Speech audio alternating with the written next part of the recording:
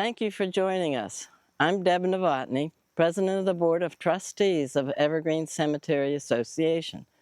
Welcome to this video on Evergreen Cemetery and the historic Gatehouse. With us we'll have historian Tim Smith and Evergreen Cemetery Superintendent Brian Kennel talk about the origin of Evergreen Cemetery, its founders and their vision, and stories of the Gatehouse, which remains an iconic building with rich history before, during, and after the Battle of Gettysburg. We hope you enjoy this video. Many of the founders of Evergreen Cemetery are actually buried here in their family plots. This is the Reverend Samuel Simon Schmucker, who was the second president of the board of Evergreen Cemetery starting in 1864. But he's also more famous for being the founder of Gettysburg's Lutheran Theological Seminary and an inspiration to the founding of Pennsylvania College in 1832. Another of the founding members that is buried here in the cemetery is Michael Jacobs. You might know Michael Jacobs and his family lived on the corner of Washington and Middle Street at the time of the battle. And he actually wrote a book about the Battle of Gettysburg that actually came out in the fall of 1863, one of the first histories of the battle. And in his book, he talks about the fighting that occurred here in and around Evergreen Cemetery, and mentions that there was very little damage to the stones, although there were a few stones destroyed. Although the concept of Evergreen Cemetery was first discussed in 1853 and it was organized in 1854, the first actual burial is Mary Beitler, wife of Daniel Beitler, who died in October of 1854. Evergreen Cemetery probably had about 500 people buried here at the time of the battle. Not only were there people in town who died after it was established in 1854, but families had relatives moved into the cemetery from other area cemeteries, such as this one in the McConaughey family plot. You can see that Elizabeth died at the age of 97 in 1788. So the first caretaker or superintendent of Evergreen Cemetery was Peter Thorne. And during the American Civil War, he had actually enlisted in the Union Army. And at the time of the battle was serving near Harper's Ferry. It would be his wife, Elizabeth Thorn, that was in charge of the burials in the cemetery at the time of the Civil War. Cemetery Hill was the scene of the battle, and there were men who were killed in and around Cemetery Hill during the fighting. And after the battle, families came to Gettysburg, recovered their loved ones' bodies, and many of them requested that their bodies be buried in the existing cemetery that was already here. Elizabeth Thorn buried 90 or so soldiers in this area of the cemetery.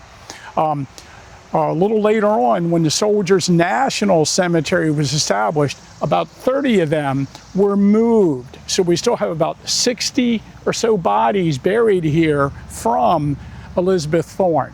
Now, this area was near the edge of the cemetery at the time of the Civil War, and it was one of the rockiest portions of the cemetery. So you can only imagine the problems with digging in this particular ground. And of course, as luck would have it, Elizabeth Thorn was pregnant at the time of the burials.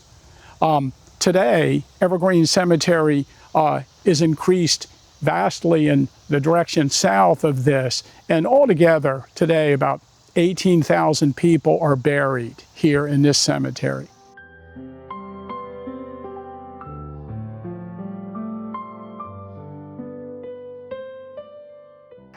Of course, Evergreen Cemetery is part of the battle in 1863.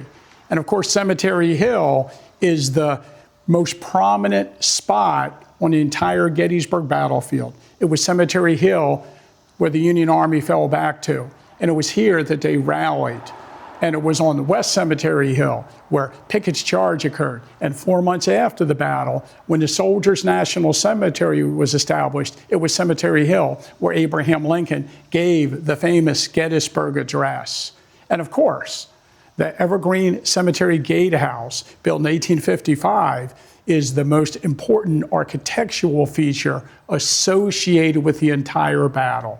And it is one of the most photographed structures in the town after the battle. All the major photographers took an image of Evergreen Cemetery. So we have a remarkable collection of images illustrating what the gatehouse looked like at the time of the Civil War.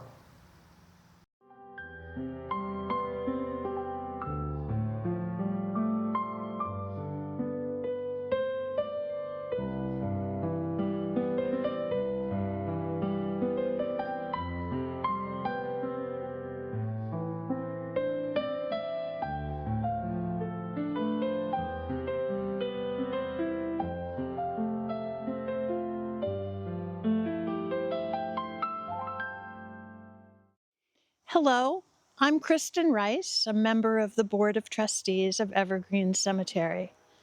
Thank you for joining us on our tour of Evergreen Cemetery and our gatehouse.